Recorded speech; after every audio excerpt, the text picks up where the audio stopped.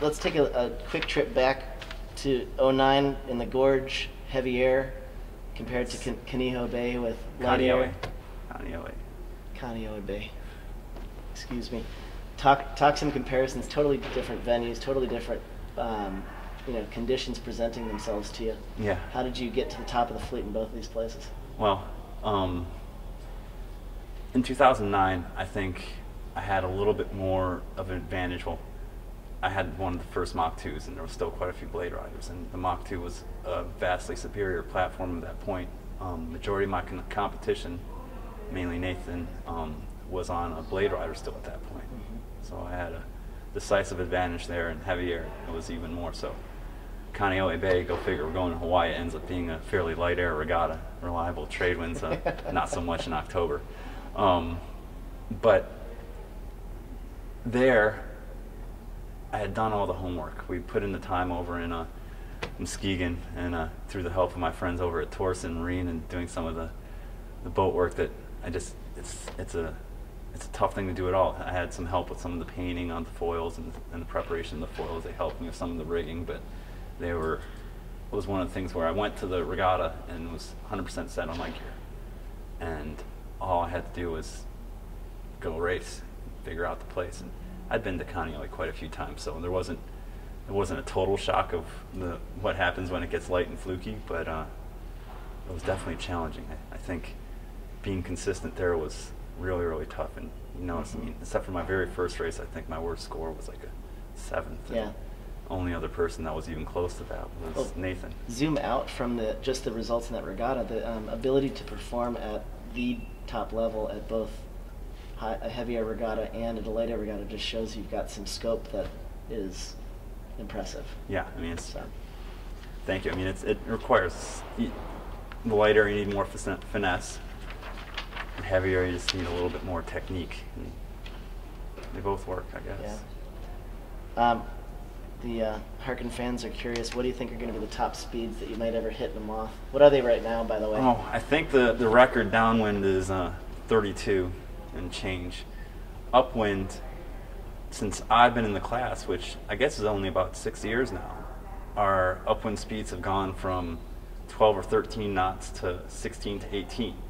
So, I mean, that's a huge improvement right there. I would not be surprised to see us going 18 to 20 upwind pretty soon, and who knows downwind. I think we run into a little bit of the same problem where to have foils that work at the bottom end and still have them work at very fast speeds are tough, but we might be able to make foils that are more wind range specific, and I can see us breaking 35 knots pretty soon. Yeah. Okay. 40 seems pretty insane to think about going 40 knots in a Moth. That would be a... That'd be a hard crash. Yeah, it would be a hard crash. Yeah, for sure. We're already going fast enough. But I'd like to go faster. I honestly think that we're only limited by our imagination with this stuff. You think, I mean, Coots was referencing that they've had a 30% speed increase over the course of the event with the America's Cup, and you see it happening in the Moth too. It's a neat direct translation in some ways, which Absolutely. is pretty neat. Pretty neat.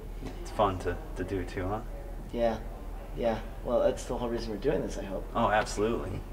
And I'll get to go faster with some of your new products. I mean, you guys have, we can take kilograms. Like I think our full-up boat weight is typically about 66 pounds right now. And if we can shed a couple pounds here and there, that directly translates into VMG around the race course. I mean, it's weight on the boat is not good. Ideally, just the boat would weigh 0 and all the weight's on the sailor, and you're just generating right. Well, that's not possible, but we can try to go that way.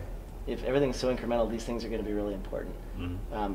Orly showed you around and showed you some of the new toys that we've got that we haven't released to the market yet. You want to be the first to give some perspective on some of these exciting new things that we've got? Oh, I don't even know where to begin. I can't wait till I get to put them on my boat. Everything from the ferrules, which we can now use instead of some heavier products, to the tie light ratchets, which are going to be great to get rid of all the steel on the ratchet blocks because they A, chew through our booms, and B, they're heavy. And then you guys have the new nylon, I think you call them the head knocker cleats or something like that, but the flip flops we have I think 5 of them on our boat, and with 25% lighter times 5, that's at least a pound there. I mean, if not 2, I mean, that's a big deal. Yeah, cool. Well, we're really excited, and looking forward to introducing this to the general marketplace. But it's important to know for the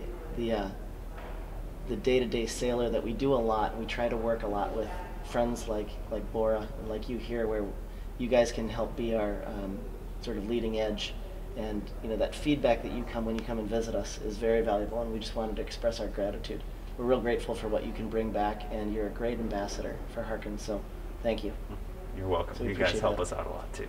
The relationship that you've developed with North, with New England Ropes, with us, and with even right through to our other local Midwestern friends. I mean, we've got a unique triangle here between where you are in Michigan with Brian and the guys at Torsen, to our friends in Zenda, with Harry and Andy at Melgus, and of course North. They're all based within about 45 minutes of here. One way or the other. If you're going by a high-speed ferry, or if you're going by way of car or plane, I mean, we've got Terry and the North guys are headquartered here in Wisconsin. So it's happening in the Midwest, right? As a fellow Midwestern boy, I just wanted to express our gratitude, and we're real proud of you, Bora. Well, I'm glad to be from the Midwest, and look, Brian, another Midwest guy, won the Melgus 24 Worlds, and it's just good to see the area kind of putting good guys out there, Yeah, cool.